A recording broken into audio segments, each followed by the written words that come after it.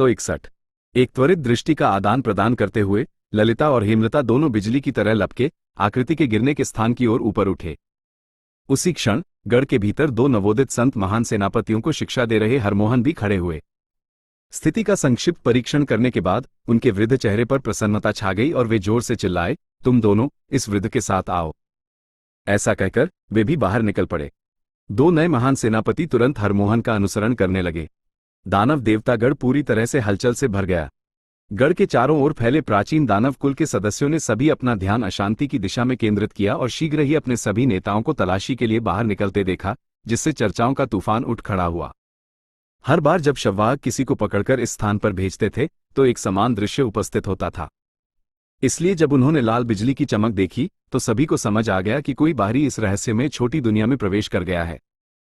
महान सेनापति स्पष्ट रूप से इस मामले को संभालेंगे, लेकिन यह नवागंतुक कितना भयानक रहा होगा जिसने पांचों महान सेनापतियों का ध्यान आकर्षित किया। प्राचीन दानव कुल के सदस्यों के मन में विभिन्न प्रकार के संदेह उठने लगे।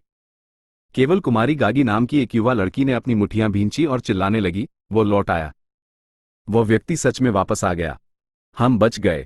अर्जुन और महान दानव देवता के बीच के संबंध को कुछ महान सेनापतियों को छोड़कर केवल कुमारी गागी ही स्पष्ट रूप से जानती थी। इसलिए उसने आसानी से निष्कर्ष निकाला कि जो व्यक्ति अचानक इस रहस्यमय छोटी दुनिया में प्रवेश किया था वह अवश्य ही अर्जुन होना चाहिए। उसके अलावा शववाहक को किसी और को प्रवेश करने की अनुमति नहीं देनी चाहिए थी। दानव देवता गढ़ से लगभग 10 किलोमीटर बाहर खूनी लाल रोशनी में लिपटे अर्जुन और जितेंद्र जमीन पर गिरे और स्थिर खड़े हुए। एक पल बाद अर्जुन ने देखा कि कई प्रबल आभाएं तेजी से यहां पहुंच रही थीं। हल्के से मुस्कुराते हुए अर्जुन ने महसूस किया कि इतने लंबे समय के बाद ललिता और अन्य व्याकुल हो गए थे और उसे देखने के लिए इंतजार नहीं कर सकते थे। हालांकि जिस बात ने अर्जुन को थोड़ा भ्रमित किया वो ये थी कि वास्तव में 5 संत क्षेत्र के स्वामी आ रहे थे। साथ ही ललिता और हेमलता दोनों की शक्तियां काफी बढ़ी हुई प्रतीत हो रही थी। ये प्रबल आभाएं स्वाभाविक रूप से जितेंद्र की समझ से बाहर नहीं थी। आने वाले लोगों की योग्यताओं की पुष्टि करने के बाद उसका चेहरा थोड़ा फीका पड़ गया और उसने पूछा, पवित्र स्वामी, ये स्थान कहाँ है? एक रहस्यमय छोटी दुनिया, अर्जुन ने लापरवाही से जवाब दिया, जितेंद्र की ओर हल्के से हाथ हिलाते हुए, मेरे साथ आओ। जितेंद्र का चेहरा थोड़ा विकृत हो गया, लेकिन उसने और कुछ नहीं पूछा और बस अर्जुन के पीछे चलने लगा।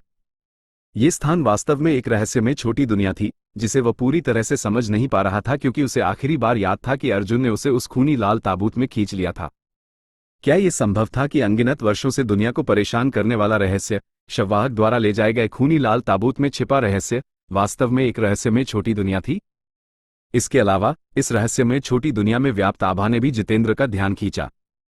ऐसा लगता था कि बड़ी संख्या में दानव जाति के सदस्य इधर उधर घूम रहे थे और हवा में शक्तिशाली दानवी ऊर्जा के निशान थे।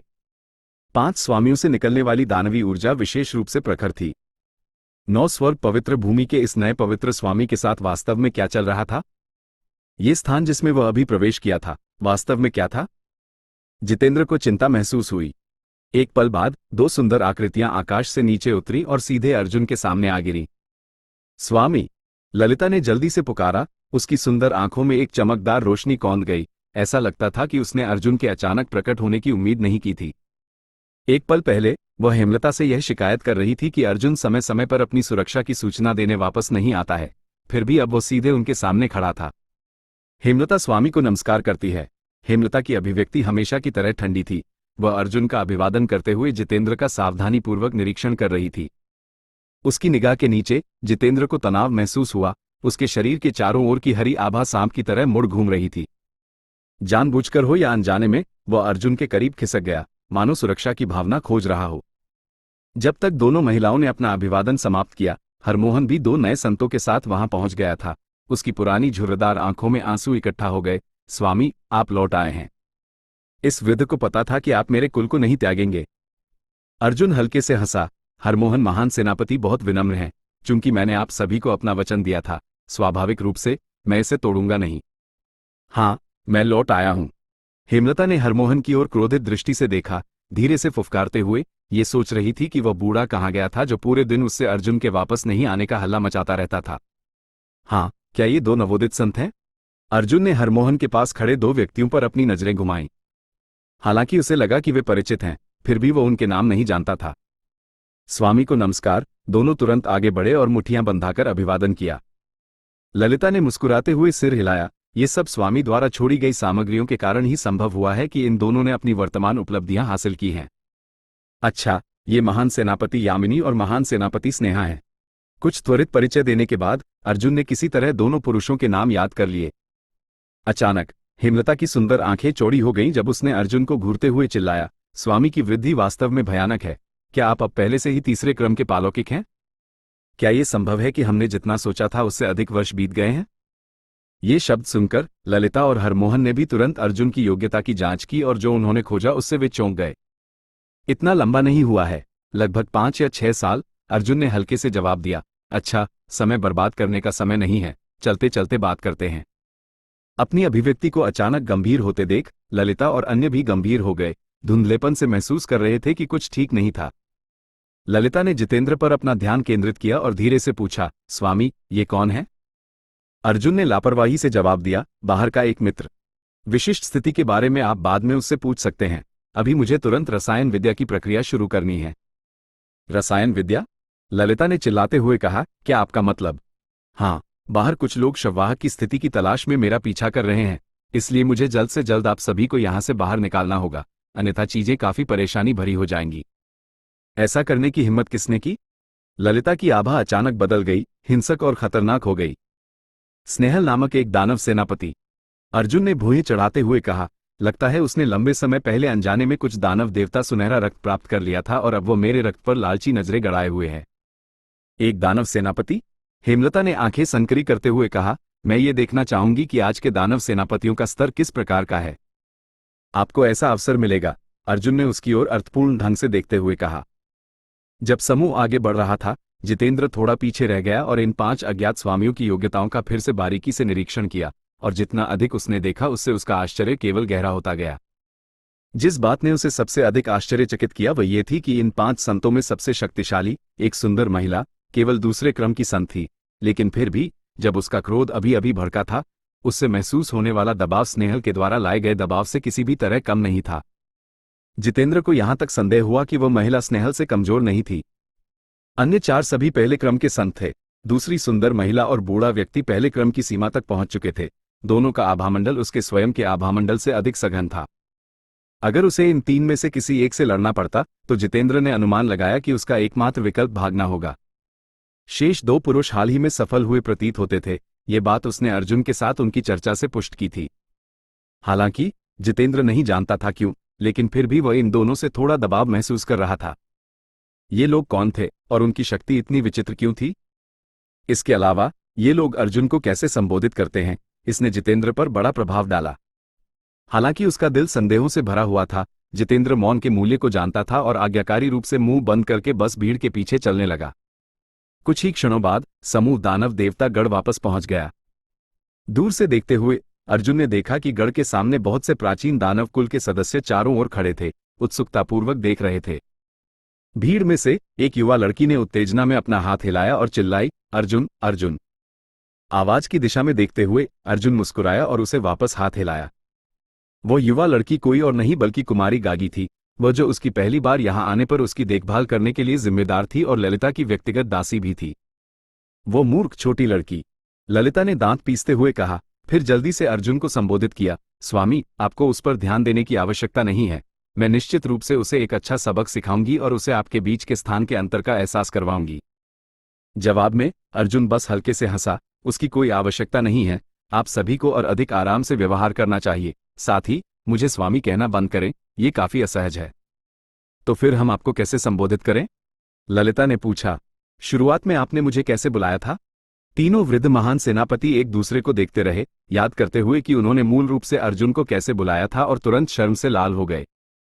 जब अर्जुन को पहली बार उनके सामने लाया गया था तो उन तीनों ने उसे मानव लड़का या नीच मानव या छोटा बच्चा आदि कहा था, लेकिन अब वे उसे ऐसे नामों से बुलाने की हिम्मत कैसे कर सकते हैं? गढ़ के भीतर पहुंचते ही कुमारी गागी दौड़ी आई, औपचारिक रूप से झुकी और फिर खुशी खुशी अर्जुन के चारों ओर घूमने लगी। ऐसा लग रहा था मानो अर्जुन के जाने के बाद से उसने बिल्कुल बात नहीं की थी और अब छूटे हुए समय की भरपाई कर रही थी। अर्जुन को खुशी से मुस्कुराते देखकर कुमारी गागी को डांटने का जरा सा भी इरादा नहीं दिखाते हुए ललिता भी मुस्कुराते हुए सिर हिलाने से खुद को नहीं रोक सकी। थोड़ी देर बात करने के बाद कुमारी गागी ने अचानक जितेंद्र की ओर देखा और पूछा, ये चुपचाप खड़ा व्यक्ति कौन है जो किसी भूत की तरह आपके चारों ओर घूमता है? आप उसे यहां क्यों लाए? जितेंद्र का चेहरा तुरंत काला पड़ गया। अर्जुन ने कष्टप्राय ढंग से सिर हिलाया और उसके प्रश्न का उत्तर नहीं दिया। इसके बजाय ललिता की ओर मुड़ते हुए कहा, मैं उस भूमिगत एकांत कक्ष का उपयोग करना चाहता हूं। मैं अधिकतम 3 दिनों के बाद बाहर आऊंगा। जहां तक बाहर की स्थिति का सवाल है, बस जितेंद्र से पूछें, वह आपके किसी भी प्रश्न का उत्तर दे पाएगा। अच्छा, ललिता और अन्य सभी ने तुरंत सिर हिलाया। अरे पवित्र स्वामी! जितेंद्र ने जल्दी से आगे बढ़कर अर्जुन को अलग खींचा, चिंतित होकर फुसफुसाया, अकेले यहां रहना। क्या मैं किसी खतरे में हूं? अर्जुन जोर से हंसा, नहीं, आप विश्वास कर सकते हैं। लेकिन ये लोग सभी दानव जाति के सदस्यों की तरह क्यों लगते हैं? जितेंद्र ने भ्रमित होकर चारों ओर देखते हुए पूछा। क्योंकि वे दानव जाति के लोग हैं और साधारण नहीं। अर्जुन ने मुस्कुराते हुए जितेंद्र के कंधे पर थपथपाया। खैर, बात यह है, समय कम है और मेरे पास काम है, इसलिए जब तक मैं वापस नहीं आता, चीजों का ध्यान रखें। ऐसा कहकर अर्जुन चला गया। जितेंद्र एक क्षण के लिए अवाक रह गया, फिर मजबूरी में सिर हिलाया। ललिता और अन्य भी रुक गए। अर्जुन का पीछा नहीं किया, उसके कहे गए शब्दों को पचाते हुए उनके चेहरों पर प्रत्याशा के भाव भर गए। 3 दिन, बस 3 दिनों में उनके प्राचीन दानव कुल की लंबी कैद समाप्त हो जाएगी और उनके सदस्य अंततः विशाल बाहरी दुनिया में कदम रख पाएंगे, जहां सूरज, चांद और तारे एक कभी न खत्म होने वाले आकाश को भरते हैं। अध्याय 862, प्राचीन दानव जाति की मुक्ति। प्राचीन दानव जाति के 5 महान सेनापति उस दिशा में उत्सुकता से देख रहे थे जहां अर्जुन गया था। काफी समय तक वे शांत नहीं हो पाए। वरिष्ठ ललिता, हमें अपने साथी जनजातियों को ये समाचार देना चाहिए, हरमोहन ने धीरे से कहा। हाँ, ललिता ने मंद मुस्कान के साथ सिर हिलाया, समय आ गया है। इतना कहकर वह जितेंद्र की ओर मुड़ी और गर्मजोशी से पूछा, मास्टर ने बताया कि तुम्हारा नाम जितेंद्र है, सही? हाँ, जितेंद्र का चेहरा थोड़ा असहज और बेचैन था। आधे घंटे पहले तक वो और अर्जुन एक दानव जनरल द्वारा पीछा किए जा रहे थे और इस रहस्यमय छोटी दुनिया में शरण लेने के लिए मजबूर हो गए थे। अब उनके सामने 5 दानव संत खड़े थे। जितेंद्र को गहरी निराशा महसूस हो रही थी, मानो वह बाघ के मुंह से निकलकर भेड़ियों के जंगल में आ गया हो। लेकिन इन लोगों का उसके प्रति कोई दुर्भावना नहीं थी और अर्जुन के साथ उनका संबंध भी गहरा लग रहा था। चूंकि तुम मास्टर के मित्र हो, तुम बाहरी नहीं हो। कृपया मेरे साथ चलो, हमें बाहरी दुनिया की स्थिति के बारे में पूछना है, ललिता ने मधुर स्वर में कहा और महल के अंदर की ओर चल पड़ी। कृपया, हेमलता ने भी ठंडे स्वर में इशारा किया। जितेंद्र ने मजबूरन मुस्कुराते हुए उनका अनुसरण किया। सच तो यह था कि उसके मन में भी इन दानव प्रभुओं से पूछने के लिए कई सवाल थे। योजक चिन्ह, योजक चिन्ह, योजक चिन्ह। दानव देवता के महल के नीचे। दानव देवता के महल के नीचे एक परिचित गुप्त कक्ष में अर्जुन ने तुरंत संत गोली बनाना शुरू नहीं किया, बल्कि ध्यानमग्न होकर बैठ गया। उसने अपनी सांसों को स्थिर किया और धीरे धीरे अपने मन को शांत किया। ये गुप्त कक्ष वही था जहां उसने दानव देवता रूपांतरण का अभ्यास किया था, इसलिए वह इस वातावरण से अच्छी तरह परिचित था। अर्जुन की वर्तमान औषधि निर्माण क्षमता को देखते हुए वो संत निम्न श्रेणी की सीमा तक पहुंच चुका था और मध्य श्रेणी से सिर्फ एक कदम दूर था। हालांकि इसका मतलब यह नहीं था कि वह संत मध्य श्रेणी की गोली नहीं बना सकता था। उचित सहायक आध्यात्मिक सरणियों और उसकी असंख्य औषधि द्रव के साथ एक संत मध्य श्रेणी की गोली बनाना मुश्किल नहीं होना चाहिए। अपने मन को खाली करके और नाड़ी को स्थिर करके अर्जुन शांति की अवस्था में पहुंच गया। औषधि निर्माण के विभिन्न ज्ञान और अनुभव उसके विचारों में चमकने लगे। सच्चे औषधि मार्ग से प्राप्त ज्ञान और स्वयं के अनुभवों ने उसके मन में एकत्रित होकर स्पष्ट रूप ले लिया। यह ऐसा था मानो वह एक बाहरी व्यक्ति हो जो औषधि मार्ग में अपनी वृद्धि को मूक रूप से देख रहा हो। जब वह पहली बार सबसे निचले स्तर की सामान्य गोलियां बनाने लगा था, फिर पृथ्वी श्रेणी, स्वर्ग श्रेणी, रहस्यमय श्रेणी, आत्मा श्रेणी और अंत में संत श्रेणी की गोलियां। एक पल में अर्जुन ने औषधि निर्माण में अपनी तेजी से वृद्धि की समीक्षा की। हर गोली जो उसने बनाई थी वह एक नया जीवन लगती थी, जोश और जीवंतता से भरपूर। अपने आप को जाने बिना वह उस बिंदु तक पहुंच गया था जहां वह आसानी से संत निम्न श्रेणी की गोलियां बना सकता था। अर्जुन की आंखें अचानक खुल गईं और उसके शरीर से एक अटूट आत्मविश्वास फूट पड़ा। उसे यकीन था कि वह वर्तमान स्थिति में आवश्यक संत मध्य श्रेणी की गोली सफलतापूर्वक बना लेगा। अपने वर्षों में एकत्र किए गए विभिन्न आत्मा श्रेणी और संत श्रेणी की जड़ी बूटियों को निकालकर अर्जुन ने उन्हें सावधानी से अपने सामने व्यवस्थित किया। अपने छोटे औषधि भट्टी में अपनी आध्यात्मिक ऊर्जा डालते हुए अर्जुन ने तेजी से एक उत्कृष्ट आध्यात्मिक सरणी को चित्रित करना शुरू किया जो गोली बनाने की सफलता की संभावना को बढ़ावा देगी। एक जड़ी बूटी को पकड़कर अर्जुन ने अपने सच्चे की को इकट्ठा किया और एक ज्वलंत अग्नि उत्पन्न की जिसने उसकी सभी अशुद्धियों को जला दिया। थोड़े समय बाद हरे रंग का एक आंसू के आकार का शुद्ध औषधि द्रव बचा, जिसमें से एक तीव्र सुगंध और आभा निकल रही थी। इस औषधि द्रव को अपने सच्चे की में लपेटकर अर्जुन ने उसे अपने औषधि भट्टी के पास निलंबित कर दिया और अगली जड़ी बूटी को उठाकर प्रक्रिया दोहराई। जड़ी बूटियों को शुद्ध करते हुए अर्जुन ने अपने औषधि भट्टी के अंदर आध्यात्मिक सरणी को भी पूरा किया। एक के बाद एक जड़ी बूटियों को शुद्ध किया गया। अब अर्जुन की आंखों के सामने सिर्फ औषधि निर्माण की दुनिया थी, उसके सामने की जड़ी बूटियां, उसकी औषधि भट्टी और कुछ नहीं। अर्जुन ने संत गोली के महत्वपूर्ण उद्देश्य को भी अस्थायी रूप से भुला दिया, किसी भी विचार को अपने मौजूदा मूड को प्रभावित नहीं होने दिया, उसकी गतिविधियां सुचारू और अबाधित रहीं। भूमिगत कक्ष के अंदर एक तीव्र औषधि सुगंध फैलने लगी। योजक चिन्ह, योजक चिन्ह, योजक चिन्ह। दानव देवता के महल का मुख्य कक्ष। प्राचीन दानव जाति के 5 महान सेनापति गंभीर मुद्रा में बैठे थे। जितेंद्र से वर्तमान स्थिति के बारे में विस्तार से जानने के बाद उन सभी को स्पष्ट हो गया कि अर्जुन इतना उत्सुक क्यों था कि वह संत गोली बनाकर उनकी स्वतंत्रता को पुनर्स्थापित करे। संक्षेप में कहें तो समय समाप्त हो चुका था और अब उसके पास कोई विकल्प नहीं बचा था। स्नेहल ने शववाहक को ढूंढ लिया होगा और अगर मेरी धारणा सही है तो वह अभी उसके साथ लड़ रही होगी, जितेंद्र ने कहा, अपनी नजरें उन 5 शक्तिशालियों पर डालते हुए। दानव जनरल स्नेहल, क्या वह तीसरे क्रम की संत है? ललिता ने हल्का सा भूत चढ़ाते हुए पूछा। हाँ, वो हमारी दुनिया की शीर्ष महारथियों में से एक है। दानव जाति के चारों दानव जनरल समान स्तर के हैं। वरिष्ठ ललिता, शववाहक की मृत्यु से पहले वो सिर्फ दूसरे क्रम का संत था और इतने सालों बाद उसका शरीर निश्चित रूप से क्षीण हो गया होगा। वो उस दानव जनरल को ज्यादा देर तक नहीं रोक पाएगा, हेमलता ने कहा। उसकी आवाज में गुस्सा था। वह अभी बाहर जाकर शववाहक की मदद करने के लिए बेचैन थी। शववाहक को निश्चित रूप से उस महिला का मुकाबला नहीं करना चाहिए, लेकिन जब तक वह महिला महान दानव देवता के रहस्यों के बारे में पूछताछ करना चाहती है, वह कोई चरम उपाय नहीं करेगी। इसलिए हमें ज्यादा चिंता करने की जरूरत नहीं है, हमें सिर्फ 3 दिनों तक टिकना है, ललिता ने धीरे से कहा। फिर अचानक कुछ याद करते हुए, लेकिन मास्टर के अनुसार उस महिला ने बहुत पहले कुछ दानव देवता का स्वर्ण रक्त प्राप्त कर लिया था और उसे सफलतापूर्वक शुद्ध कर लिया था। मैं सिर्फ यही आशा करती हूं कि वह महान दानव देवता की कोई दिव्य क्षमता प्रदर्शित नहीं करेगी। अगर वह करेगी तो चीजें मुश्किल हो जाएंगी। दानव देवता की दिव्य क्षमताएं? जितेंद्र की आंखें संकरी हो गईं। क्या आपका मतलब प्रसिद्ध महान दानव देवता से है? हाँ, हरमोहन ने दृढ़ता से सिर हिलाया। जितेंद्र का मुंह मुड़ गया और उसने और ज्यादा पूछने की हिम्मत नहीं की। महान दानव देवता से जुड़े मामले उसके स्तर के किसी व्यक्ति के लिए आसानी से पूछने योग्य नहीं थे, और जितना वो जानता उसकी जिंदगी उतनी ही मुश्किल होती जाती। जब ये लोग बात कर रहे थे तभी बाहर एक हिंसक आभा प्रकट हुई और एक चरमराहट की आवाज के साथ पूरी रहस्यमय छोटी दुनिया हिलने लगी। ललिता का सुंदर चेहरा ठंडा पड़ गया और वह तुरंत कुर्सी से उठकर बाहर गई, आकाश की ओर ध्यान से देखने लगी। बाकी समूह भी बाहर आ गया। शुरू हो गया है, ललिता ने धीरे से कहा। यह उस दानव जनरल और शववाहक की लड़ाई का प्रभाव होना चाहिए।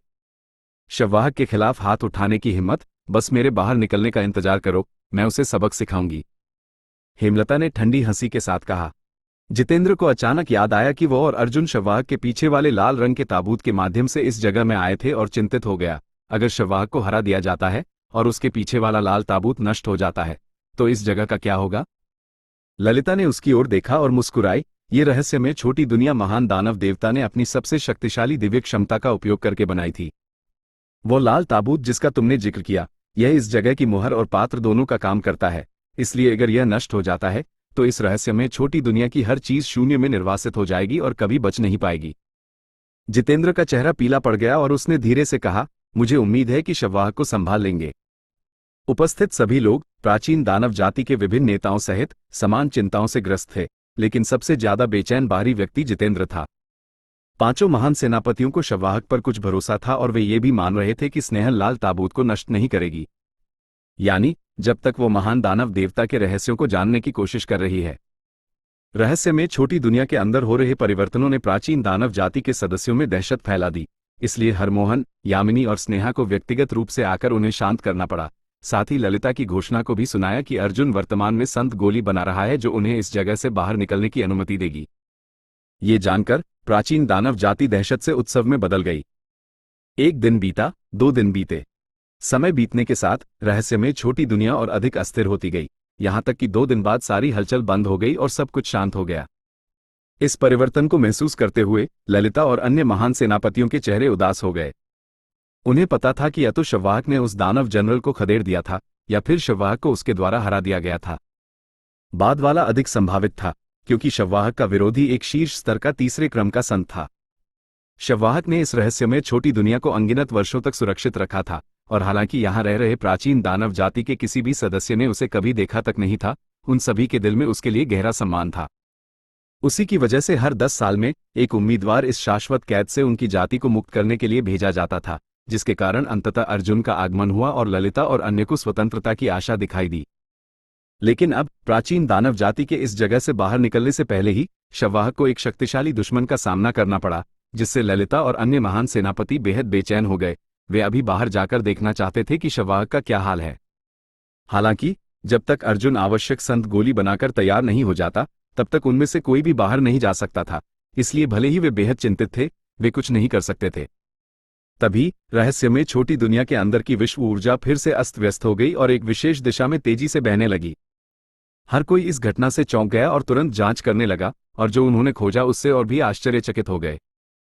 वो स्थान जहां से उन्होंने इस विश्व ऊर्जा के प्रवाह को महसूस किया, वह वही भूमिगत कक्ष था जहां अर्जुन औषधि निर्माण के लिए उपयोग कर रहा था। उस दिशा से एक अस्पष्ट ताज़ा गोली की सुगंध भी आ रही थी। ये सब क्या मतलब हो सकता है, ये समझते हुए सभी का मन तनाव से भर गया। थोड़े समय बाद विश्व ऊर्जा का प्रवाह कम हो गया और एक आकृति सभी की नजरों के सामने प्रकट हुई। वो कोई और नहीं बल्कि अर्जुन था। मास्टर, ललिता ने अनिश्चित स्वर में पुकारा, उसकी आवाज कांप रही थी।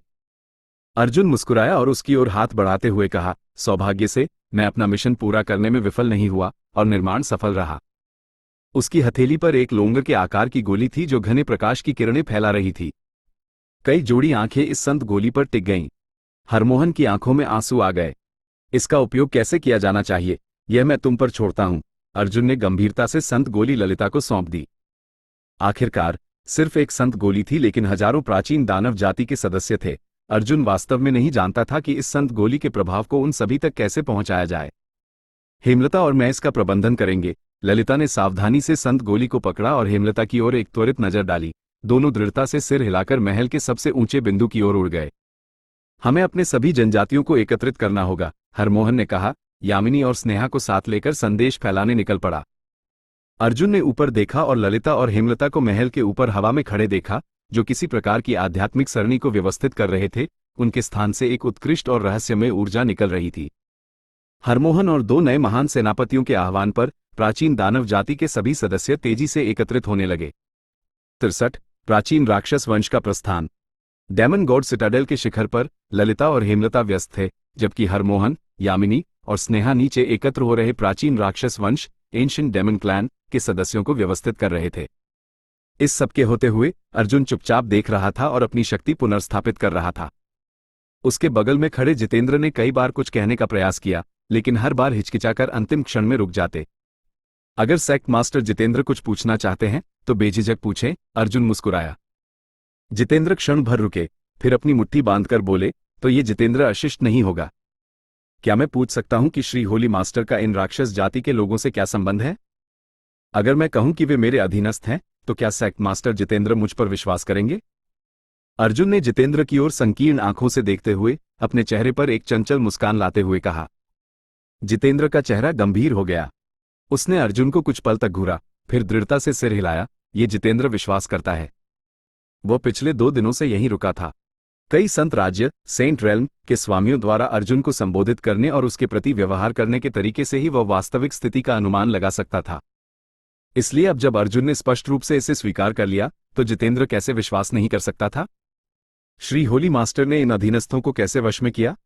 आखिरकार वे राक्षस जाति से हैं। तो क्या हुआ अगर वे राक्षस जाति से हैं? अर्जुन हंस पड़ा। प्राचीन काल से मनुष्य और राक्षस घोर शत्रु रहे हैं, जितेंद्र ने कहा। मानो ये स्वाभाविक था कि दोनों जातियों को एक दूसरे से घृणा करनी चाहिए। अगर वे मेरे प्रति वफादार रहने को तैयार हैं और मेरे लिए उपयोगी हैं, तो इससे क्या फर्क पड़ता है कि वे राक्षस जाति से हैं? क्या ये सबसे मौलिक सत्य नहीं है कि हम सभी इस संसार में जन्मे हैं? हमारे बीच रेखाएं खींचने की क्या आवश्यकता है? जितेंद्र अर्जुन को घूरते रहे, उसके द्वारा अभी कहे गए शब्दों को पूरी तरह से समझ नहीं पा रहे थे। अर्जुन के विपरीत वो टोंग जुवान दुनिया टोंग शान रेल्म में पैदा हुआ और पला बड़ा था। टोंग जुवान दुनिया के मूल निवासियों को अन्य जातियों के प्रति तीव्र अस्वीकृति और अविश्वास का भाव था। जितेंद्र भी उनमें शामिल था। वह अभी भी महसूस करता था कि राक्षसों के इस समूह के साथ जुड़ना निश्चित रूप से त्रासदी में समाप्त होगा। अर्जुन का खुले विचारों वाला रवैया उसके लिए कुछ हद तक अस्वीकार्य था। थोड़ी देर सोचने के बाद जितेंद्र ने जल्दी से कहा, लेकिन श्री होली मास्टर, क्या आपने कभी सोचा है कि अगर इसकी खबर बाहर फैल गई तो क्या होगा? आप मानव क्षेत्र, ह्यूमन टेरिटरी में फिर कभी सिर उठाकर नहीं चल पाएंगे। यहां तक कि 9 स्वर्ग पवित्र भूमि, 9 हेवंस होली लैंड और सोअरिंग हेवन सेक्ट भी प्रभावित हो सकते हैं। अर्जुन ने सिर्फ सिर हिलाया और दृढ़ता से घोषणा की, मुझे परवाह नहीं है कि दुनिया क्या सोचती है, वे मेरे बारे में जो चाहें कह सकते हैं। अगर कोई मुझे परेशान करने आता है तो मैं सीधे उससे निपटूंगा। जितेंद्र का मुंह ऐंठ गया और वो चुपचाप बुदबुदाया, श्री होली मास्टर वाकई असाधारण हैं। फिर से सिर हिलाते हुए उसने जारी रखा, लेकिन एक बात ऐसी है जिसे ये जितेंद्र समझ नहीं पाया है। राक्षसों का ये समूह काफी शक्तिशाली है। उनमें से 5 तो संत राज्य तक पहुंच चुके हैं। राक्षस जाति के ऐसे लोग जो हम मनुष्यों से भी अधिक अभिमानी होने के लिए जाने जाते हैं, आपकी साधना और शक्ति को देखते हुए श्री होली मास्टर के अधीनस्थ बनने के लिए कैसे तैयार हो गए? राक्षस जाति के लोगों द्वारा किसी मनुष्य के अधीनस्थ बनने का कोई मामला कभी सामने नहीं आया था। राक्षस जाति का कोई भी सदस्य ऐसी अपमानजनक स्थिति को सहने के बजाय मरना पसंद करेगा। हालांकि जितेंद्र स्पष्ट रूप से देख सकता था कि ललिता और अन्य राक्षस संत न केवल अर्जुन के प्रति अत्यंत सम्मानजनक थे, बल्कि उनकी सेवा करने के लिए लगभग उत्सुक भी प्रतीत हो रहे थे। क्योंकि मैं महादैत्येश्वर, ग्रेट डेमन गॉड का उत्तराधिकारी हूं, अर्जुन मुस्कुराया। जितेंद्र का चेहरा और भी विकृत हो गया क्योंकि वह अजीब तरह से हंसा, श्री होली मास्टर जरूर मजाक कर रहे हैं। अर्जुन ने आगे कोई स्पष्टीकरण देने की जहमत नहीं उठाई और बस पूछा, सेक्ट मास्टर जितेंद्र की अब क्या योजना है? मेरी योजना? जितेंद्र ने भुहें चढ़ाई, मैंने इस बारे में ज्यादा नहीं सोचा है। इस वर्तमान संकट से बचना ही हाल ही में मेरा एकमात्र विचार रहा है। लेकिन श्री होली मास्टर निश्चिंत रह सकते हैं कि पिछले कुछ दिनों में ये जितेंद्र जो कुछ भी देखा है वह कभी मेरे मुंह से बाहर नहीं आएगा। अर्जुन ने हल्के से सिर हिलाया, मुझे पता है कि सेक्ट मास्टर जितेंद्र ऐसे व्यक्ति नहीं हैं, आपको मुझसे कोई वादा करने की आवश्यकता नहीं है। जितेंद्र ने फिर कुछ नहीं कहा और अर्जुन के साथ डेमन गॉड सिटाडेल के शिखर की ओर ध्यान देने लगा। वहां ललिता और हेमलता ने जो कुछ भी कर रही थी उसे पूरा कर लिया प्रतीत होता था। पूर्व ने अर्जुन द्वारा अभी अभी परिष्कृत की गई संत गोली, सेंट पिल, को श्रद्धापूर्वक पकड़ रखा था और धीरे धीरे अपनी सुंदर आंखें बंद कर ली। अगले ही क्षण ललिता और हेमलता दोनों से राक्षसी शक्ति, डिमोनिक ची, बहने लगी। दोनों सुंदरियों के पैरों के नीचे एक चमकदार रोशनी खिल उठी और जल्दी ही एक गहन आध्यात्मिक सरणी, स्पिरिट अरे, में बदल गई। जैसे ही आध्यात्मिक सरणी की रोशनी चमकी, ललिता के हाथों में रखी संत गोली अचानक फट गई, एक बारीक धुंध में बदल गई जो फैल गई और नीचे एकत्र प्राचीन राक्षस वंश के सदस्यों पर कोमलता से बरसने लगी। इन प्राचीन राक्षस वंश के सदस्यों ने लापरवाही नहीं बरती और तुरंत अपने गोपनीय कलाओं, सीक्रेट आर्ट्स, का संचालन शुरू कर दिया। संत गोली के प्रभावों को अपने शरीर में अवशोषित करते हुए उनमें से प्रत्येक के चेहरे पर खुशी का भाव झलकने लगा। कड़क, कच कच, हड्डियों के चरमराने और मांस के फड़फड़ाने की आवाज गूंज उठी। अर्जुन ने आश्चर्य से पाया कि प्राचीन राक्षस वंश के प्रत्येक व्यक्ति के शरीर में कुछ सूक्ष्म और विचित्र परिवर्तन हो रहे थे, मानो उन्हें बांध रही किसी अदृश्य बेड़ियों को तोड़ा जा रहा हो। वे धीरे धीरे मुक्त हो रहे थे। ये दृश्य लगभग 1 घंटे तक जारी रहा, जब तक कि संत गोली की धुंध अंततः बिखरने नहीं लगी। इसके सारे प्रभाव प्राचीन राक्षस वंश के सदस्यों द्वारा अवशोषित कर लिए गए। ललिता और हेमलता दोनों ने अपनी आंखें खोली और नीचे के दृश्य को गर्मजोशी भरी मुस्कान के साथ देखा। वरिष्ठ ललिता, सब कुछ व्यवस्थित है, हरमोहन नीचे से चिल्लाया। क्या सब कुछ पैक हो गया है? ललिता ने पूछा। जो कुछ भी हमें अपने साथ ले जाना चाहिए वो पैक हो गया है। अच्छा, ललिता ने धीरे से सिर हिलाया, अपने सुंदर चेहरे पर उत्तेजना को छिपा नहीं पा रही थी। उसने नीचे भीड़ पर नजर दौड़ाई और चिल्लाई, आज हमारा कबीला इस स्थान से प्रस्थान करेगा। तुम में से हर कोई एक बार फिर चारों ओर देखे और इस दृश्य को अपनी आंखों में कैद कर ले। हजारों वर्षों से यह हमारे परिवार का घर रहा है, लेकिन हम इसमें कभी वापस नहीं आएंगे। प्राचीन राक्षस वंश के प्रत्येक सदस्य ने अपने चारों ओर देखा, उनके चेहरों पर कुछ जटिल भावनाएं उभर आईं। जिस क्षण से वे स्वयं के लिए सोचने में सक्षम हुए थे, वे सभी इस स्थान को छोड़कर बाहरी दुनिया को देखना चाहते थे। लेकिन जब क्षण अंततः आया तो अपरिहार्य रूप से उन्हें थोड़ी सी हानि का एहसास हुआ। आखिरकार यह वह स्थान था जहां वे पैदा हुए और पले बड़े थे। सभी महान सेनापति, ग्रेट कमांडर्स, कृपया ऊपर आएं, ललिता ने इशारा किया। हरमोहन, यामिनी और स्नेहा सभी उस स्थान पर उड़ गए जहां ललिता खड़ी थी। पांचों संतों ने एक मौन नजर का आदान प्रदान किया और सिर हिलाया। अगले ही क्षण उनमें से प्रत्येक ने अपनी शक्ति का संचार किया और रहस्यमय लघु संसार मिस्टीरियस स्मॉल वर्ल्ड के अंतरिक्ष में एक छेद फाड़ दिया। उनकी विधि उस विधि से भिन्न थी जिसका उपयोग अर्जुन ने अंतरिक्ष को फाड़ने के लिए किया था। ये केवल इस रहस्यमय लघु संसार के बाहरी दुनिया के बाहर निकलने के द्वार को खोलने के लिए डिजाइन की गई एक अनूठी तकनीक थी।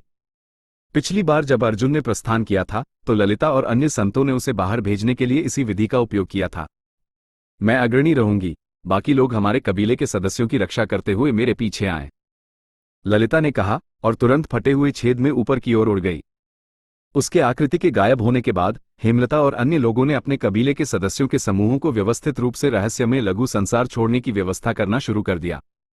अनंत हिमपर्वत श्रृंखला स्नो माउंटेन रेंज के शिखर पर स्नेहल गंभीर मुद्रा में नीचे देख रही थी, जबकि युद्धमोहन पास में ही समान रूप से गंभीर दिख रहा था। इसी समय दूर खड़े अमर और गौरव दोनों के चेहरे पर डर के भाव थे। नीचे द्वितीय श्रेणी संत शववाहक second order saint coffin carrying man और तृतीय श्रेणी संत राक्षस सेनापति third order saint demon general Snehal के बीच टकराव के परिणामस्वरूप कई पर्वत चोटियां ध्वस्त हो गई थी। एक विशाल क्षेत्र अब गाढ़े विषैले धुएं से भर गया था और उनमें से कोई भी नीचे जाकर तलाश करने की हिम्मत नहीं कर रहा था। एक बार श्वेत रही हिमपर्वत श्रृंखला अब एक जहरीले हरे रंग से रंगी हुई थी। जिनकी शक्ति इतनी अच्छी नहीं थी, इस विषैले धुएं को सूंघते ही वे मौके पर ही मर गए और जल्दी ही मवाद के तालाबों में बदल गए। कई शैटरिंग मिस्टिकल पैलेस के शिष्य जिन्हें जांच के लिए नीचे भेजा गया था, ऐसी ही किसी नियति का शिकार हुए थे। वो धिक्कार शववाहक जो स्पष्ट रूप से हमारी राक्षस जाति का सदस्य था, वह वास्तव में इस रानी पर हाथ उठाने का साहस करता है? उसे धिक्कार है।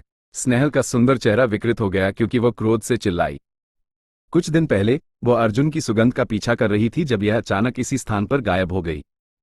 यहां पहुंचने पर स्नेहल ने जल्दी ही एक बर्फ की गुफा के अंदर शववाहक की खोज की, लेकिन इससे पहले कि वह कुछ कह पाती, शववाहक ने अचानक उस पर हमला कर दिया। द्वितीय श्रेणी संत राज्य तक पहुंच चुके एक जीवित लाश का सामना करते हुए स्नेहल ने लगातार शिकायत की।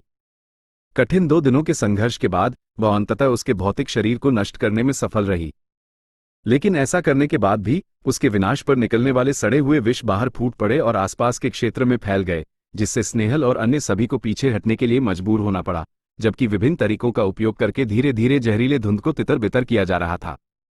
हालांकि शववाहक द्वारा संरक्षित खून से लथपथ ताबूत ने स्नेहल का ध्यान खींचा था। इसमें से स्नेहल ने एक ऐसी सुगंध महसूस की जिसने उसे बेहद उत्तेजित कर दिया, महादैत्येश्वर की सुगंध। वो लगभग यह निष्कर्ष निकाल सकती थी कि इस खून से लथपथ ताबूत का प्रसिद्ध महादैत्येश्वर से कुछ लेना देना था। अमर और गौरव एक तरफ खड़े थे, ये सब देख रहे थे। उनके दिलों में विशेष रूप से असहायता का एहसास हो रहा था। वे शववाहक के रहस्यों के लिए यहां आए थे, लेकिन अब उनके श्रम का फल सब स्नेहल को मिलने वाला था। लेकिन इस राक्षस सेनापति के सामने वास्तव में उनके पास अपने दिल में सभी कड़वाहट को दबाकर प्रतीक्षा करने और देखने के अलावा कोई विकल्प नहीं था। आसपास के क्षेत्र में छाए विषैले धुएं ने धीरे धीरे कमजोर पड़ना शुरू कर दिया और कुछ समय बाद वे अंततः स्थिति की जांच शुरू करने में सक्षम हो गए। ठीक जब वे और लोगों को भेजने ही वाले थे, एक लाल रोशनी खिल उठी और एक ऐसी सुगंध फैल गई जिसने स्नेहल को भी कुछ बेचैन कर दिया। उसका सुंदर चेहरा गंभीर हो गया। स्नेहल ने लाल रोशनी की ओर देखा और जल्द ही एक महिला का आकार दिखाई दिया जो हवा में ऊपर उठी। उसने अपने चारों ओर के जहरीले धुएं को हटाने के लिए अपना हाथ लहराया। इस महिला ने अपने चारों ओर देखा और उसका चेहरा जल्द ही ठंडा हो गया। वो स्पष्ट रूप से शववाहक के टूटे और बिखरे हुए अवशेषों को घूर रही थी। एक द्वितीय श्रेणी संत? स्नेहल ने इस सुंदर महिला को घूरा जो अचानक प्रकट हुई थी और मदद नहीं कर सकी, लेकिन हैरान हुई। स्नेहल ने स्पष्ट रूप से महसूस किया था कि इस नव प्रकट हुई महिला के शरीर में प्रचुर मात्रा में राक्षसी शक्ति थी, इसलिए वो स्पष्ट रूप से राक्षस जाति की सदस्य थी। लेकिन ऐसी महिला अचानक यहां कैसे प्रकट हुई?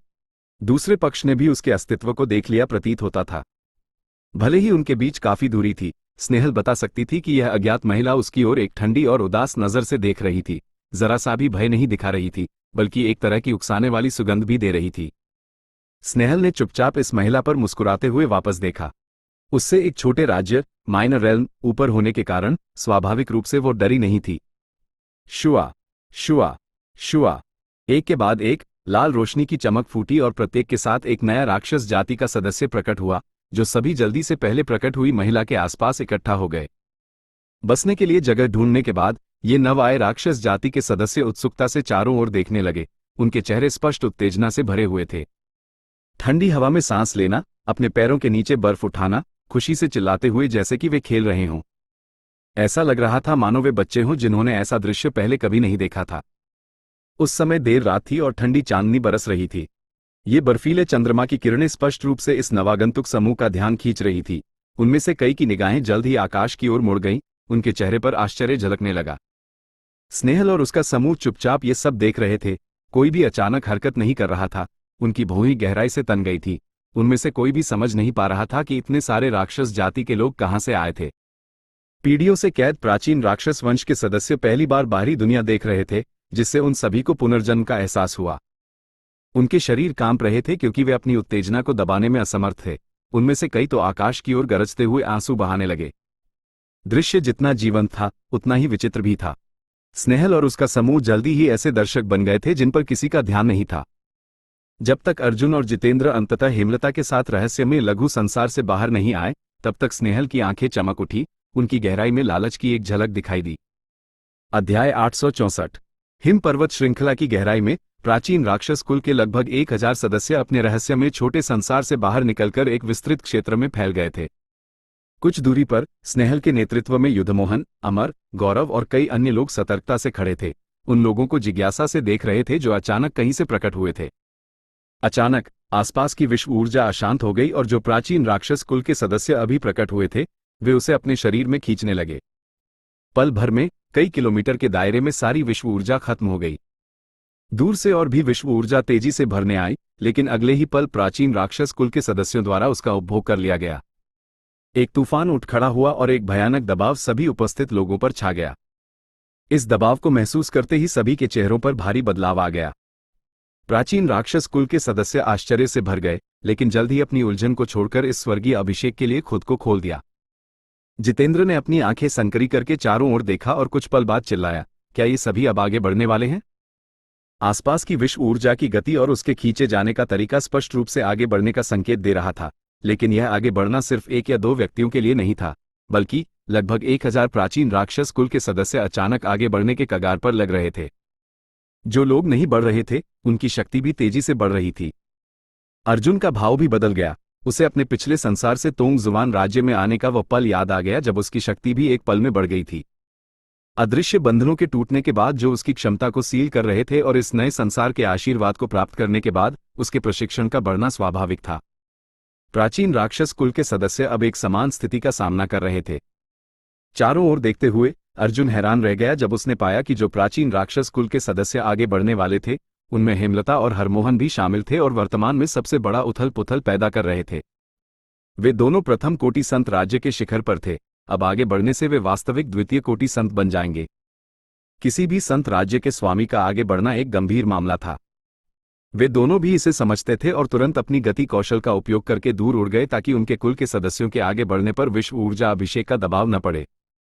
अर्जुन ने ललिता की ओर उम्मीद से देखा और पाया कि हालांकि वह आगे नहीं बढ़ रही थी, फिर भी उसके शरीर से नई प्राप्त शक्ति बह रही थी।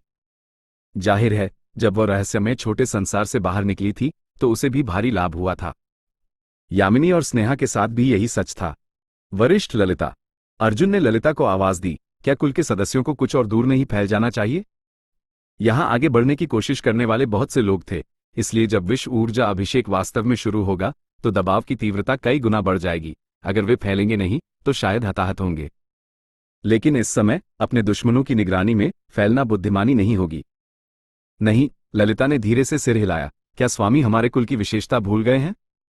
हेमलता और हरमोहन पहले ही यह सुनिश्चित करने के लिए चले गए हैं कि उनका अभिषेक कुल के बाकी लोगों के आगे बढ़ने में बाधा न डाले, इसलिए बाकी कुल के सदस्य ठीक रहेंगे। ये सुनकर अर्जुन को याद आया कि प्राचीन राक्षस कुल की सबसे बड़ी ताकत उनका अत्याचारी शारीरिक बल था। एक ही राज्य के प्रशिक्षकों में प्राचीन राक्षस कुल के सदस्यों का शारीरिक बल सबसे मजबूत होता था। इसके अलावा वे अपने राक्षस चिन्ह को बुलाकर अपने शरीर को और भी बढ़ा सकते थे।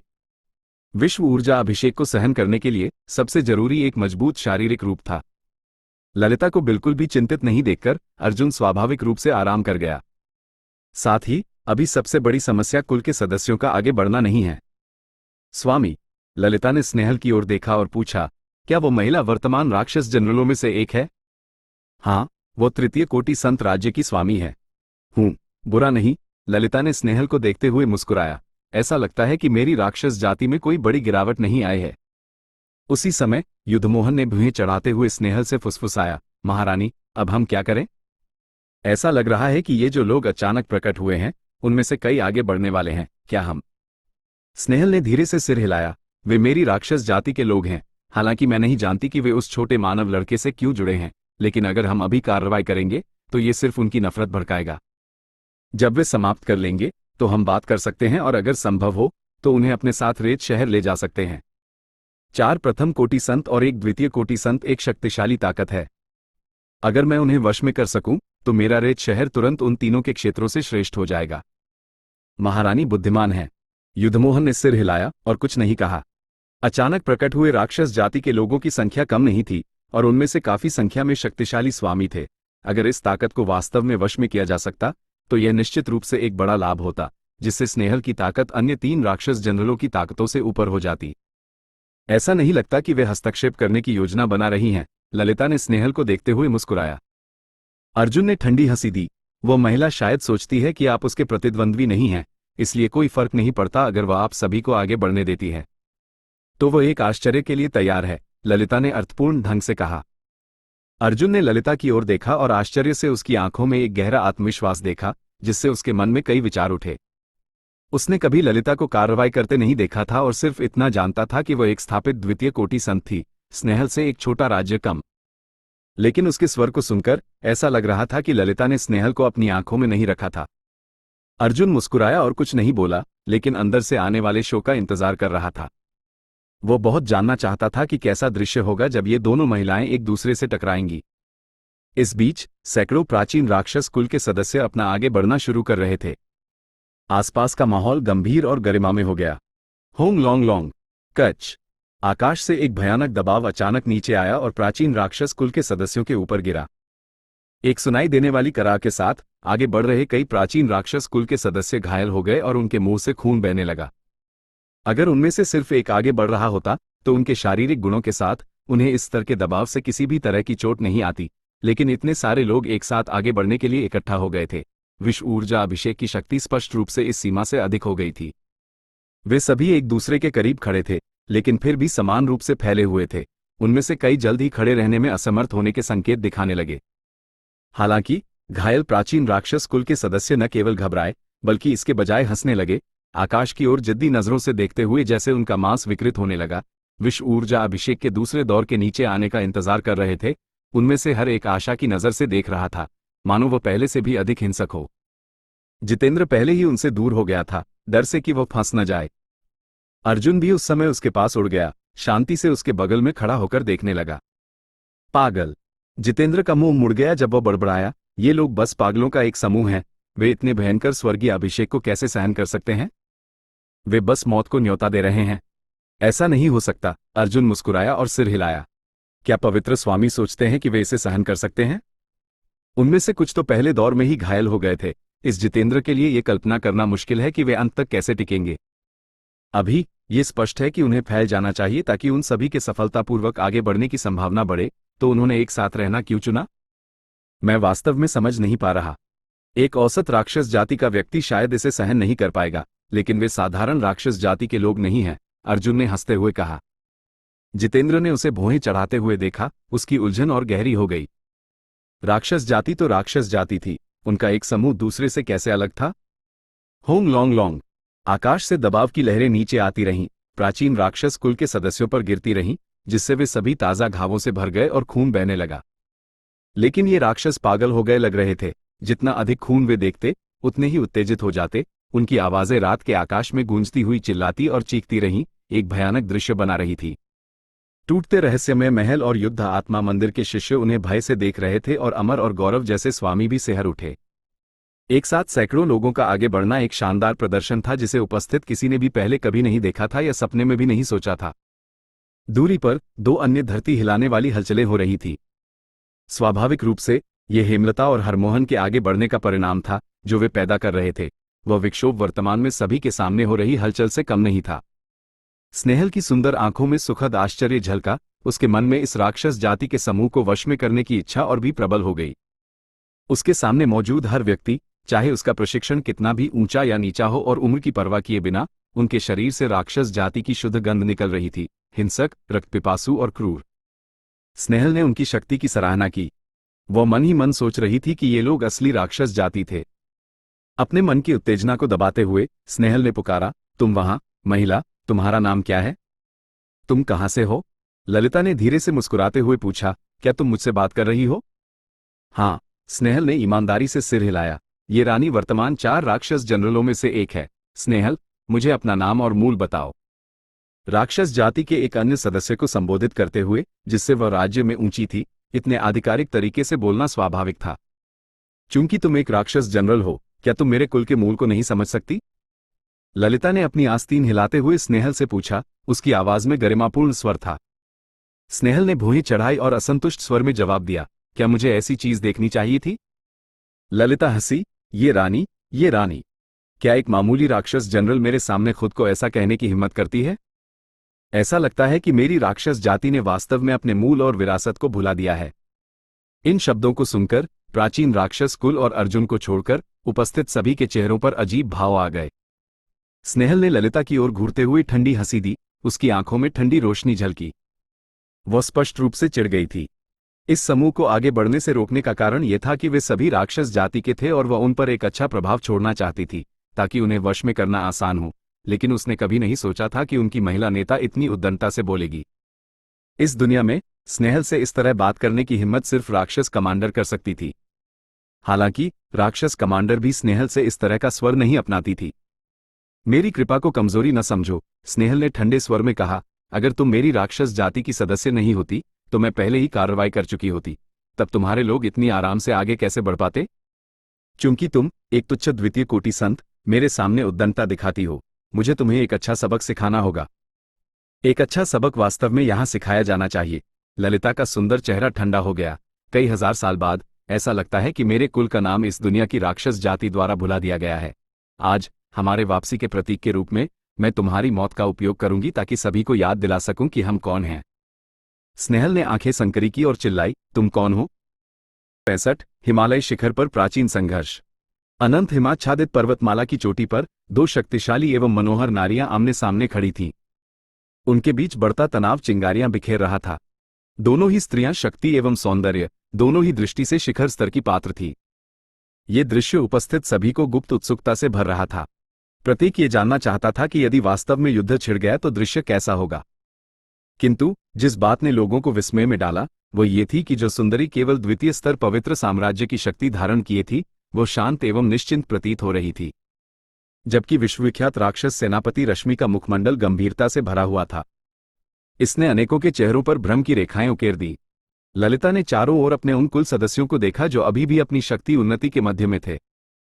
यह महसूस करते हुए कि वे लगभग समाप्ति की ओर हैं, उसने अब और संयम नहीं रखा। शवदास वरिष्ठ, क्या उन्हें आपने ही मारा था? क्या तुम्हारा आशय उस शववाहक व्यक्ति से है? रश्मि का चेहरा मुरझा गया। तो क्या हुआ यदि मैंने मारा? मेरे राक्षस जाति का सदस्य होकर भी उसने इस रानी के विरुद्ध हाथ उठाने का साहस किया। वह मृत्यु का ही पात्र था। अच्छा, तो तुम स्वीकार करती हो? ललिता ने गहरी सांस ली। उसके परिपूर्ण वक्ष एक बार उमड़े और उसके चेहरे पर एक दुखभाव झलका। वो शीतल स्वर में फुसफुसाईं, शवदास वरिष्ठ ने अनगिनत वर्षों तक मेरे कुल के लिए अकल्पनीय मूल्य चुकाया, किंतु मैंने कभी सोचा भी नहीं था कि हमारी स्वतंत्रता के ठीक पूर्व क्षण वो तुम्हारे हाथों मारे जाएंगे। दानव सेनापति रश्मि, तुम इसकी कीमत चुकाओगी। ये कहते हुए अचानक उसके शरीर से राक्षसी ऊर्जा फूट पड़ी। एक गाढ़े काले धुएं ने ललिता को घेर लिया और वो सीधे रश्मि की ओर झपटी। मैं तुम्हारे साहस की प्रशंसा करती हूं, रश्मि ने व्यंग्य किया। ललिता को स्वयं आक्रमण करते देख वह बिना किसी हिचकिचाहट के आगे बढ़ी और उसका सामना किया। एक क्षण में 2 मनोहर एवं मोहक आकृतियां टकरा गईं और 2 पवित्र साम्राज्य के स्वामियों के बीच एक भयावह संघर्ष छिड़ गया। सभी का समस्त ध्यान तुरंत इस दुर्लभ दृश्य पर केंद्रित हो गया। महान स्वामी, आपके द्वारा खोजे गए राक्षस जाति के ये लोग कुछ विचित्र हैं, जितेंद्र ने हल्के से मुंह मरोड़ते हुए अर्जुन से फुसफुसाया। सामान्य कुल सदस्य तो एकत्र होकर उन्नति कर रहे थे और जो सुंदरी उनकी नेता प्रतीत होती थी वो स्वयं राक्षस सेनापति रश्मि को चुनौती दे रही थी, मानो वह अंडे से पत्थर तोड़ने का प्रयास कर रही हो। यद्यपि द्वितीय एवं तृतीय स्तर पवित्र साम्राज्य के बीच केवल एक ही छोटा स्तर का अंतर था, किंतु युद्ध क्षमता में वास्तव में काफी विशाल अंतर होता है। जितेंद्र ने सोचा कि ललिता शीघ्र ही पराजित हो जाएगी। उसने पहले ही चारों ओर अपनी दृष्टि घुमाना आरंभ कर दिया था ताकि यह निर्धारित कर सके कि जब रश्मि का ध्यान उस पर नहीं होगा तो उसे किस दिशा में भागना चाहिए। निस्संदेह वे कुछ असामान्य हैं, अर्जुन मुस्कुराया। शायद ये बहुत लंबे समय तक कैद में रहने का परिणाम है। ये कहने के बावजूद अर्जुन ललिता की वर्तमान मनोदशा को समझ सकता था। शवदास वरिष्ठ को रश्मि ने नष्ट कर दिया था, उनका मांस और अस्थियां निर्जन हिम मैदान पर बिखर गई थी। ललिता कैसे क्रोधित नहीं होती? इस दारुण दृश्य को देखने के बाद ललिता ने तुरंत रश्मि से प्रतिशोध लेने की ओर नहीं दौड़ी, केवल इसलिए क्योंकि उसे अपने कुल सदस्यों की उन्नति के दौरान रक्षा करनी थी। किंतु अब जबकि उनकी उन्नति समाप्ति के निकट थी, वह स्वाभाविक रूप से और प्रतीक्षा नहीं कर सकती थी। रात्रि आकाश की ऊंचाइयों पर दो सुंदरियां एक दूसरे से कटुतापूर्वक लड़ रही थी, मानो उनके बीच कोई घोर शत्रुता हो। राक्षसी ऊर्जा आगे पीछे उड़ रही थी और धीरे धीरे आसपास के क्षेत्र में भर रही थी। दोनों के बीच टकराव के दौरान सूक्ष्म किंतु शक्तिशाली ऊर्जा स्पंदन निरंतर घटित हो रहे थे, जिसने उन्हें देखने वाले प्रत्येक व्यक्ति की आंखें संकुचित कर दी और वे भय से कांप उठे। द्वितीय एवं तृतीय स्तर पवित्र साम्राज्य के स्वामियों के बीच युद्ध दुर्लभ ही होते हैं और उन्हें देखना लगभग असंभव होता है। अर्जुन, जो बारीकी से देख रहा था, यह नहीं बता सकता था कि किस पक्ष का लाभ हो रहा था, किंतु उनकी ऊर्जाओं में हो रहे उतार चढ़ाव की मात्रा से स्पष्ट था कि ललिता धीरे धीरे दबाव में आ रही थी। आसपास की गहन राक्षसी ऊर्जा अचानक एकत्रित हुई और एक विशाल अजगर का रूप धारण कर लिया। उसने अपने विषदंत उजागर किए और युद्धक्षेत्र के एक विशिष्ट स्थान की ओर झपटा। उसी क्षण रश्मि की अंतर्निहित शक्तिशाली आध्यात्मिक ऊर्जा ने आकाश के उसी स्थान पर प्रहार किया। उसी ठीक स्थान पर ललिता, जो अभी प्रकट हुई थी, रश्मि की दैवीय चेतना के आक्रमण से प्रभावित हुई प्रतीत हुई। वह एक पल के लिए जम गई, जिससे विशाल काला अजगर उसे निगल गया। हांफने की आवाजें गूंज उठी। अमर और गौरव, जो युद्ध को बारीकी से देख रहे थे, रश्मि की युक्तियों से आश्चर्यचकित और विस्मित थे। एक द्वितीय स्तर पवित्र स्वामी उसके विरुद्ध केवल एक धूप दंड के जलने के आधे समय तक ही टिक पाया था। अमर ने चुपके से अनुमान लगाया कि यदि वह स्वयं रश्मि से लड़ रहा होता तो वह और भी शीघ्र पराजित हो जाता। हालांकि वो सुंदरी जो रहस्यमय ढंग से प्रकट हुई थी, पहले ही बहुत अच्छा प्रदर्शन कर चुकी थी। ची ची ची। जैसे ही सभी आपस में फुसफुसाने लगे, अजगर के शरीर से एक दरार की आवाज गूंजी। अगले ही क्षण एक विशाल प्रकाश विस्फोट में वो लाखों टुकड़ों में बिखर गया और ललिता पुनः प्रकट हुई। उसके मुख के कोने से रक्त की एक बूंद रिस रही थी। ये स्पष्ट था कि इस टकराव में उसे थोड़ी क्षति उठानी पड़ी थी। रश्मि ने ऊपर से ललिता को घूरा। आत्मविश्वास और तिरस्कार की एक आत्मसंतुष्ट भाव उसके चेहरे पर झलकी जब उसने घोषणा की, इतनी तुच्छ कुशलता के साथ इस रानी के समक्ष ढीठता दिखाने का साहस? मैं तुम्हें अंतिम अवसर देती हूं, मेरे समक्ष समर्पण कर दो और मैं तुम्हारा प्राण छोड़ दूंगी। ललिता ने अपना सुंदर हाथ उठाया और अपने होठों के कोने से रक्त पोंछ डाला। वह रश्मि की ओर उदासीन भाव से देखती रही। एक क्षण बाद ललिता ने अपनी सुंदर आंखें धीरे से बंद कर ली और उसकी ऊर्जा में अचानक एक भूकंपीय परिवर्तन आया। गहन काली राक्षसी ऊर्जा उसके कोमल शरीर से उमड़ पड़ी और शीघ्र ही पतली रेखाओं में संघनित हो गई, जो उसकी त्वचा पर फैल गईं। वे भयावहता से चमकी और फिर सभी उसकी देह में समा गईं। ललिता के भव्य मुख पर विचित्र काले टैटू प्रकट हुए। ये गहरे काले टैटू उसकी सुंदरता में एक जंगलीपन का भाव जोड़ रहे थे। दानव देव रूपांतरण। ललिता सबसे शुद्धतम दानव देव रूपांतरण का अभ्यास करती थी। यद्यपि यह अर्जुन के समान नहीं था, फिर भी यह उसकी युद्ध क्षमता और जीवन शक्ति को महान रूप से बढ़ाने में सक्षम था। ललिता केवल एक द्वितीय स्तर पवित्र थी, किंतु अपने दानव चिन्हों को प्रकट करने के बाद उसकी हिंसक ऊर्जा इतनी बढ़ गई कि वह अनिवार्य रूप से रश्मि के समकक्ष हो गई। मानो ललिता के दानव देव रूपांतरण का प्रतिक्रिया देते हुए जो प्राचीन दानव कुल सदस्य अपनी उन्नति के अंतिम चरण में थे, वे एक साथ गर्जना कर उठे, मानो हिंसक पशुओं का झुंड हो। उन सभी से भी राक्षसी ऊर्जा रिसने लगी, जो शीघ्र ही उनके मुखों और धड़ों पर भिन्न भिन्न मात्राओं में दानव चिन्हों का निर्माण कर रही थी। ऊपर आकाश से विश्व ऊर्जा की अंतिम वर्षा उन गर्जना करते प्राचीन दानव कुल सदस्यों पर उतरी, जिन्होंने अभी भी अपनी राक्षसी ऊर्जा को संघनित किए बिना ही इसका सामना किया, केवल अपनी मांसपेशियों की शक्ति से ही इसका प्रतिरोध किया। उनके शरीरों से इस दबाव के अधीन हड्डियों के टूटने की स्पष्ट ध्वनियां गूंजी। कई सौ लोग एक साथ एक छोटे स्तर की ऊर्ध्व उन्नति कर गए। रश्मि की सुंदर आंखें कांप उठी, जबकि युद्धमोहन का भाव गंभीर हो गया। वह हल्के से कांप रहा था। जिस क्षण उन दोनों ने दानव चिन्हों को प्रकट होते देखा, वे एक प्राचीन कथा को स्मरण किए बिना नहीं रह सके। तुम। रश्मि एक पागल स्त्री की भांति चीखी, मानो उसने महसूस कर लिया हो कि ललिता और अन्य की वास्तविक उत्पत्ति क्या थी, किंतु इसे जोर से कहने का साहस नहीं कर पा रही थी। क्या तुम उस कुल की हो? परंपरा के अनुसार उस युग में जब महादैत्येश्वर सर्वोच्च शासन करता था, राक्षस जाति में एक छोटा कुल था जो उसका सबसे निष्ठावान एवं समर्पित सेवक था। इस कुल को महादैत्येश्वर द्वारा व्यक्तिगत रूप से विकसित किया गया था और महादैत्येश्वर के स्वयं को छोड़कर संपूर्ण राक्षस जाति में इसका वंशानुक्रम सर्वोच्च था। उस कुल के समक्ष दानव सेनापति की उपाधि निरर्थक थी। कोई भी राक्षस जाति का व्यक्ति जो उस कुल के किसी सदस्य को देखता, उसे उनके प्रति सम्मानजनक व्यवहार करना पड़ता था, क्योंकि वे महादैत्येश्वर के प्रत्यक्ष सेवक थे, संपूर्ण राक्षस जाति के सर्वाधिक गौरवशाली सदस्य। उस समय सभी राक्षस जाति के साधकों की परम आकांक्षा उस कुल में शामिल होना थी। दुर्भाग्यवश वे अपने रक्त संबंधों को मिलावट से बचाने के लिए बाहरी लोगों को कभी स्वीकार नहीं करते थे। यद्यपि इसने उनकी संख्या को सीमित कर दिया, किंतु उनकी अविश्वसनीय व्यक्तिगत शक्ति ने इसकी भरपाई से अधिक कर दी। उस कुल का लगभग प्रत्येक सदस्य अपने से ऊपर के स्तर के प्रतिद्वंद्वियों से लड़ सकता था और पराजित कर सकता था, जबकि उनमें से सबसे महान तो उनसे भी एक से अधिक स्तर ऊपर के प्रतिद्वंद्वियों को चुनौती देने में भी सक्षम थे।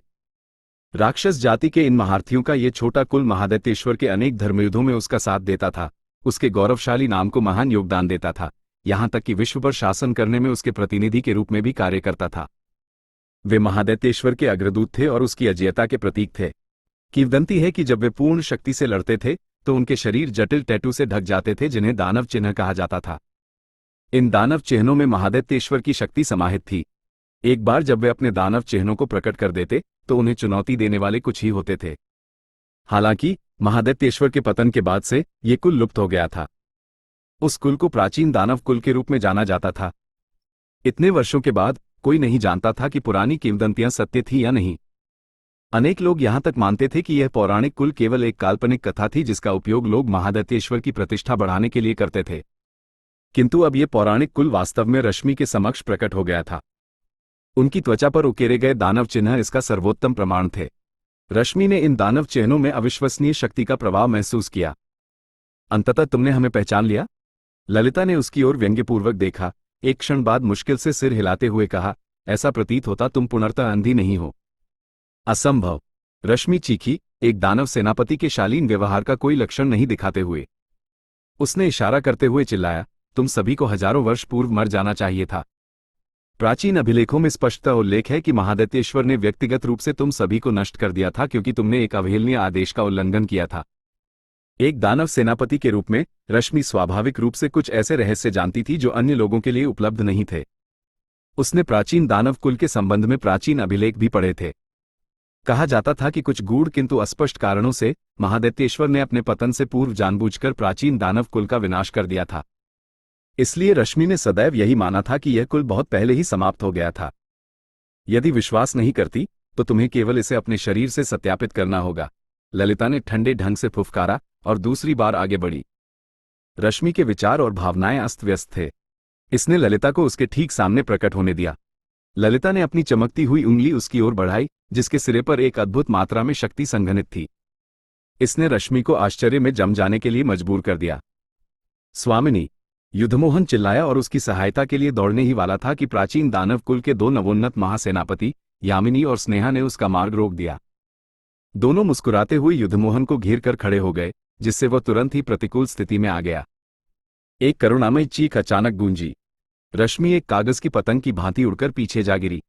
उसके सुडौल कंधे पर हड्डी तक गहरा एक नया घाव दिखाई दिया, जिससे ताजा लाल रक्त रिस रहा था, जिसमें सुनहरी चमक का संकेत था। तुम्हें लगता है कि तुम महादैत्येश्वर का स्वर्णिम रक्त धारण करने की योग्य हो? जब उसने यह मंद सुनहरा रंग देखा, ललिता की आंखें और भी अधिक ठंडी हो गईं। उसके शरीर से एक गाढ़ी हत्या की भावना निकली और उसके आक्रमण अचानक अधिक तीव्र एवं तीक्ष्ण हो गए। रश्मि ने शीघ्रता से अपना संयम पुनः प्राप्त किया। एक पल पूर्व जो आघात उसे लगा था, उससे उसकी प्रतिक्रियाएं मंद हो गई थी और ललिता को एक साफ वार करने का अवसर मिल गया था। अब जबकि वो जान गई थी कि उसका सामना प्राचीन दानव कुल के एक स्वामी से है, रश्मि लापरवाही से कार्य करने की हिम्मत नहीं कर सकती थी। वे तो सीधे किंवदंतियों से निकले योद्धा थे। इस क्षण तक रश्मि को एहसास हुआ कि उसका प्रतिद्वंद्वी वास्तव में उससे लड़ने की पूंजी और शक्ति रखता था, भले ही उसकी साधना एक छोटे स्तर से कम थी। तुम अभी भी खड़े मुंह ताकते क्या देख रहे हो? युद्धमोहन, जो यामिनी और स्नेहा द्वारा दबाया जा रहा था, चीखा, यदि जीवित रहना चाहते हो तो ऊपर आओ और सहायता करो, अन्यथा तुम सभी मर जाओगे। स्पष्टतः वो अभी भी चकित खड़े अमर और गौरव की ओर चिल्ला रहा था। ये सुनकर अमर, गौरव और अन्य मानव पवित्र स्वामियों ने एक दूसरे की ओर जटिल भावों से देखा, किंतु शीघ्र ही उन्होंने दांत पीस लिए और अपने अस्त्र शस्त्र निकाले। युद्धमोहन की सहायता के लिए दौड़ने की तैयारी करने लगे।